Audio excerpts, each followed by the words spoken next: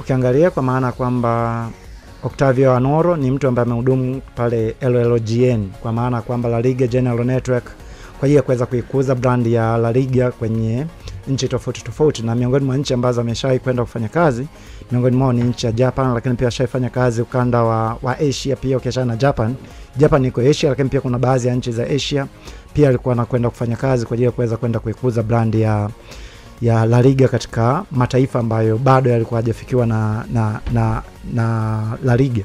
Na ukiangalia kama dunia nzima ilikuwa inafuatilia sana soka la Uingereza, kwa hiyo La Liga kwenye eneo la penetrate walikuwa wanaona kwamba nani ambaye anaweza kuwa na msaada mkubwa, basi waliweza kumteua Octavio Anoro kuweza kuajiri ya kuandaa program za kuweza kuhakikisha kwamba La Liga inakwenda kupenetrate kwenye nchi ambazo ilikuwa haifuatiliwi sana. Na tumeshuhudia pia La Liga kumekuwa kuna michezo mingi sana, baadhi ya timu kutoka Spain ambazo zinakwenda kucheza kwenye ukanda wa Asia na wanapata mashabiki, kwa maana kwamba ile program ambayo alikuwa ameandaa Victor Octavio Anoro iliweza kwenda kufanikiwa, na tunashuhudia timu nyingi ambazo zikienda kule kwenye pre-season zinapata mashabiki. Kwa moja kati ya vitu ambavyo Azam anavihitaji kwa sasa ni wao kuweza kutambulika barani Afrika.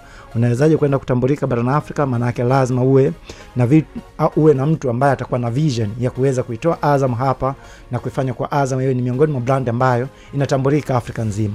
Leo hii Mayombo alikuwa anazungumza hapo, ukitaja RS Berkane ukiwa katika nchi yoyote ile kila mtu anafahamu kutokana na mafanikio yake. Ukitaja Pyramids kila mtu anafahamu kutokana na mafanikio yake.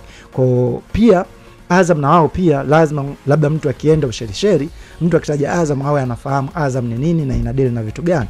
Kwa moja kati ya mtu ambaye ana uwezo kupenyeza hizo agenda na kuifanya pia Azam hiyo ni miongoni mwa brand ambayo inaweza kutambulika ni Victor Anoro, Octavio Anoro, kutokana na namna ambavyo ameweza kuhudumu pale La Liga General Network. Ndio kazi ambayo alikuwa anaifanya. Kwa Azam kwenye eneo la kuweza kuikuza brand ya Azam, naamini wamepata mtu sahihi, lakini pia ni mtu ambaye ana experience pia kwenye eneo la mpira wenyewe wa miguu, namna ambavyo wanatakiwa kuweza kuendesha club.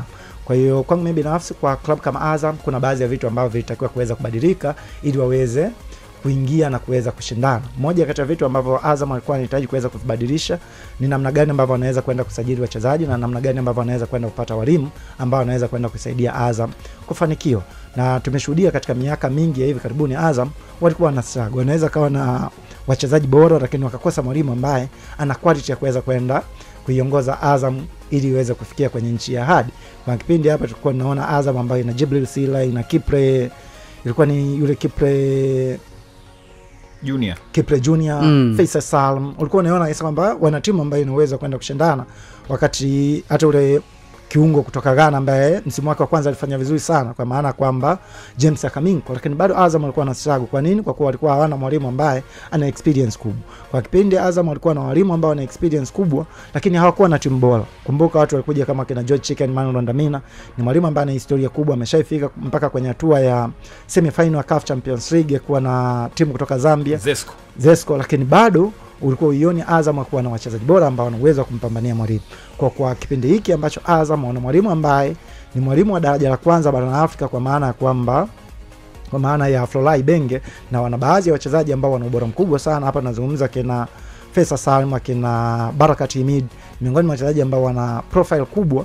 Kwa hapa kiongozi ambaye ameingia ni kwenda kuwasimamia hao wachezaji waweze kutoa zaidi ya 100% ya kile ambacho wako nacho.